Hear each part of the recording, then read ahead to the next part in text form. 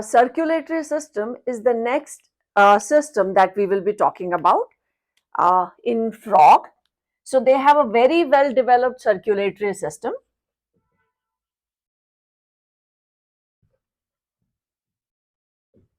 And this circulatory system comprises of blood vessels,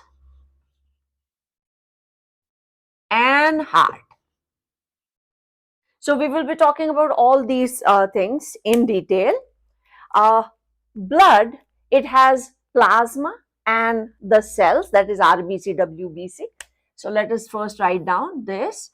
The blood has plasma plus the cells, and the cells are of three types, that is RBC, the red blood corpuscles, WBC, the white blood corpuscles, and thrombocytes, that is they are similar to our platelets.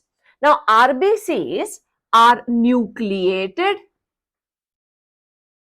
and they contain hemoglobin, which is the pigment which is going to carry oxygen. WBCs, they are the phagocytic cells mainly, and thrombocytes help in blood clotting. So pretty much same. Only thing is, in case of humans, the RBCs are enucleated. Here they are nucleated RBCs. The blood vessels are same, arteries, veins, and capillaries. And now let us come to the main organ, that is heart. So heart in case of frogs is three-chambered. It has three chambers, and these three chambers are two auricles and one ventricle. So there are two auricles or atria and one ventricle. If we draw the structure of this heart, it is triangular, but we want to see what is inside, and that is why we are spreading out the two auricles a little bit. So this is one auricle, this is the second auricle, and this is the ventricle. So heart is a conical structure. This is right auricle, this is left auricle, and this is the ventricle. Now right auricle receives deoxygenated blood from the body parts, and the blood doesn't come directly into the auricle. The blood enters into a small accessory chamber. So here there is an accessory chamber, and this accessory chamber is known as sinus venosus. So this is the sinus venosus, and it receives blood from the body parts. So blood enters the heart not directly, but into an accessory chamber, sinus venosus, and then into the right auricle or atrium. So here it is deoxygenated blood. The blood which enters, because it is coming from the body part, is deoxygenated blood. The blood which enters the left atrium is coming from the lungs. So there are these pulmonaries which are bringing the oxygenated blood into the left auricle. So these are the pulmonary veins. So here the blood which enters is oxygenated. Now deoxygenated blood gets pumped into the ventricle. Oxygenated blood comes into the ventricle, because when both these atria contract, the blood from these two enters into the ventricle. So here in ventricle it is the mixed blood, and the blood which gets pumped to the complete body is this mixed blood. The blood which leaves the ventricles, it goes through a wide tubular structure first, and this structure is known as the conus arteriosus, and then it divides into a pulmonary artery and systemic artery. That means one is going to take the blood into the lungs and the other one will take to the body part. So the blood which goes to the lungs for oxygenation is also mixed blood, and the blood which is supplied to the body parts is also mixed blood.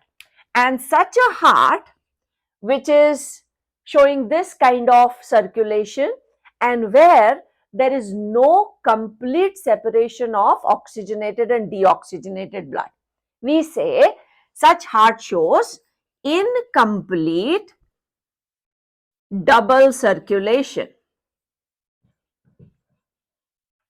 It is a double circulation heart, but it shows incomplete double circulation because there is no separation in the ventricle of the deoxygenated and oxygenated blood.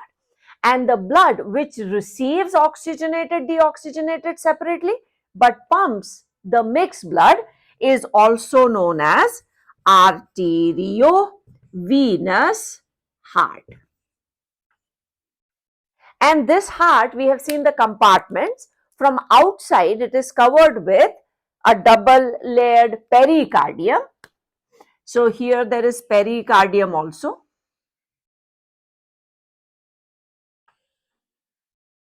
The same type of pericardium which is found in human heart. So it is protected, and between these two layers of pericardium there is pericardial fluid.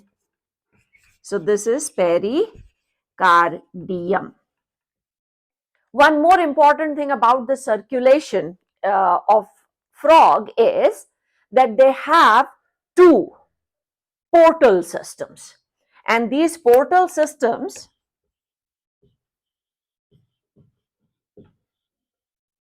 one is called the hepatic portal system.